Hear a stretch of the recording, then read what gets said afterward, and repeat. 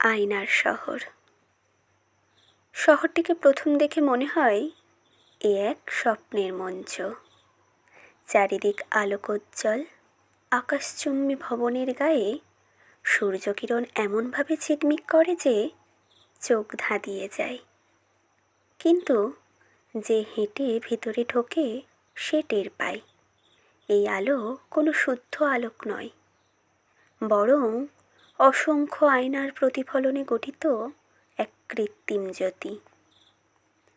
এই শহরে প্রতিটি দেওয়াল আসলে আয়না। রাস্তার মোড়ে, অফিসের করিডোরে, রেস্তোরাঁর সাজসজ্জায়, যেদিকেই তাকাও নিজেকে দেখতে পাও। কিন্তু কেমন সেই দেখা? অদ্ভুত। কারণ এই আয়নাগুলো তোমার ইচ্ছে মতো প্রতিচ্ছবি দেখায় না, বরং তোমার অন্তলীন সংজ্ঞা, লুকোনো ব্যর্থতা আর মুখোশের জটিল রূপ ফুটিয়ে তোলে। এখানেই বাস করত এক পথিক। তার নাম কেউ জানে না, কেননা নামের প্রয়োজন এই শহরে নেই।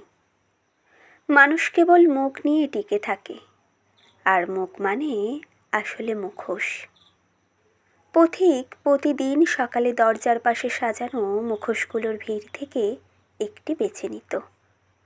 আজ হয়তো একটা চওড়া হাসি, কাল একটি গম্ভীর অভিব্যক্তি, কখনো আবার এক চতুর মেকি সৌজন্য। শহরে পা রাখতেই তাকে এমন মুখোশ পরতে হতো, নয়তো কেউ তাকে চিনত না। কিন্তু সমস্যা হলো, প্রতিদিন সন্ধ্যায় মুখোশ খুলতে গিয়ে সে যেন নিজেকেই আর খুঁজে পেত না।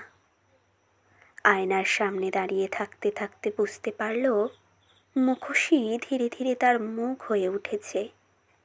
নিজের চোখ, ঠোঁট, কপালের রেখা সব কিছু যেন অচেনা হয়ে যাচ্ছে। একদিন দুপুরে অফিস থেকে ফেরার পথে পথিক হঠাৎ দাঁড়ালো এক জনাকীর্ণ চত্বরে। চারিদিকের আয়না তাকে একসঙ্গে শত শত রূপ দেখালো। কোথাও সে ব্যর্থ কর্মচারী, কোথাও অকর্ষণীয় বন্ধু, কোথাও বা নিছক সাধারণ মানুষ।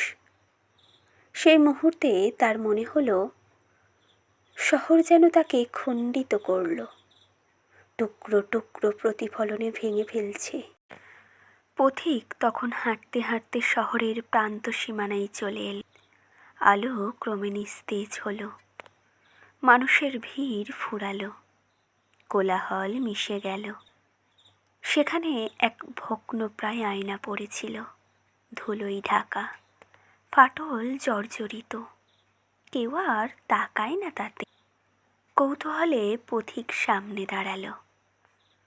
প্রথমে মনে হলো কিছুই দেখা যাচ্ছে না, শুধু দাগ আর আঁচড়। কিন্তু ধীরে ধীরে সে টের পেল, ওই আয়নায় কোনো মুখোশ প্রতিফলিত হচ্ছে না, বরং তার ক্লান্ত, অবসন্ন অথচ সত্য মুখ ভেসে উঠল। চোখের নিচে কালচে দাগ, ঠোঁটের অনুচ্চারিত দীর্ঘশ্বাস, কিন্তু সেই ভেতরেও এক অদ্ভুত সজীবতা। সে চমকে উঠল। এ তো সেই মুখ যাকে বহু বছর ধরে সে লুকিয়ে রেখেছিল। সমাজের হাসি, বন্ধুদের বিচার, অফিসের প্রতিযোগিতা, সব কিছুর আড়ালে এ মুখ হারিয়ে গিয়েছিল। অথচ ভাঙা আয়না তাকে ফিরিয়ে দিল নিজের কাছে। সেই দিন থেকে পথিকের জীবন বদলে গেল। প্রতিদিন সকালে আর সে মুখোশ বেছে নিত না। শহরে প্রবেশ করত নির্লজ্জ সত্য মুখ নিয়ে। প্রথমে লোকজন অবাক হতো, কেউ বা বিদ্রূপ করত, কেউ দূরে সরে যেত। কিন্তু ধীরে ধীরে শহরের আয়নাগুলো তার প্রতিচ্ছবি ধরতে অক্ষম হয়ে পড়ল। কারণ এই মুখ কোনো ভয়, কোনো হীনমন্যতা, কোনো মেকি উজ্জ্বলতাকে আর স্বীকার করত না। তখন শহরটা তার কাছে এক অদ্ভুত খেলা মনে হলো।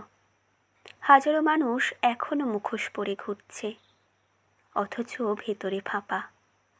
আয়নাগুলো তাদের প্রতিদিন শিখিয়ে যাচ্ছে, তুমি যথেষ্ট নও, তুমি অপূর্ণ, তুমি ব্যর্থ। অথচ সত্য হলো, প্রতিটি মানুষ আসলে নিজের ভেতরেই সম্পূর্ণ।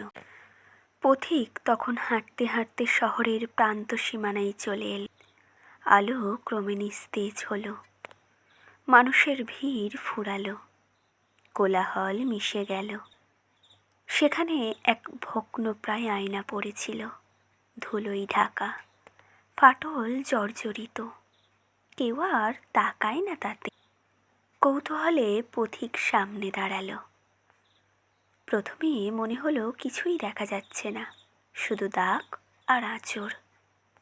কিন্তু ধীরে ধীরে সে টের পেল, ওই আয়নায় কোনো মুখোশ প্রতিফলিত হচ্ছে না, বরং তার ক্লান্ত, অবসন্ন অথচ সত্য মুখ ভেসে উঠল।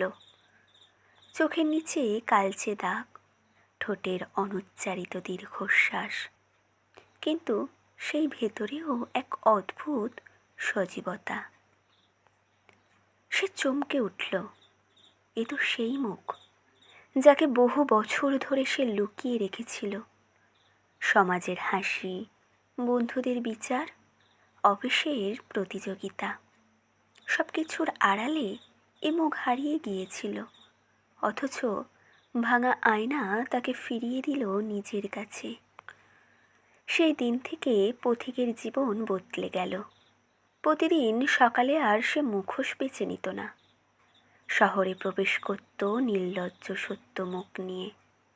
প্রথমে লোকজন অবাক হতো, কেউ বা বিদ্রূপ করত, কেউ দূরে সরে যেত। কিন্তু ধীরে ধীরে শহরের আয়নাগুলো তার প্রতিচ্ছবি ধরতে অক্ষম হয়ে পড়ল। কারণ এই মুখ কোনো ভয়, কোনো হীনমন্যতা, কোনো মেকি উজ্জ্বলতাকে আর স্বীকার করত না। তখন শহরটা তার কাছে এক অদ্ভুত খেলা মনে হলো।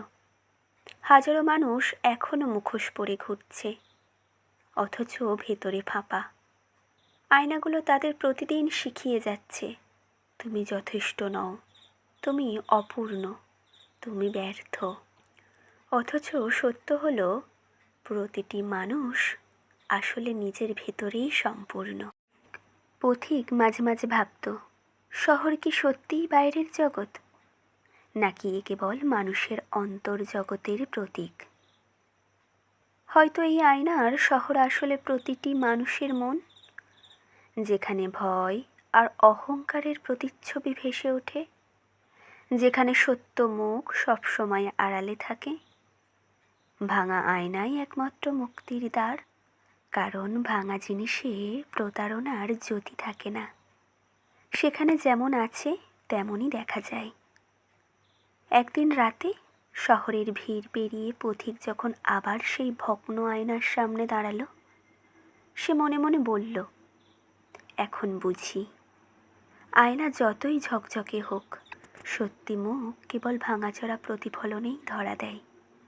অক্ষত আয়না সবসময় মিথ্যা।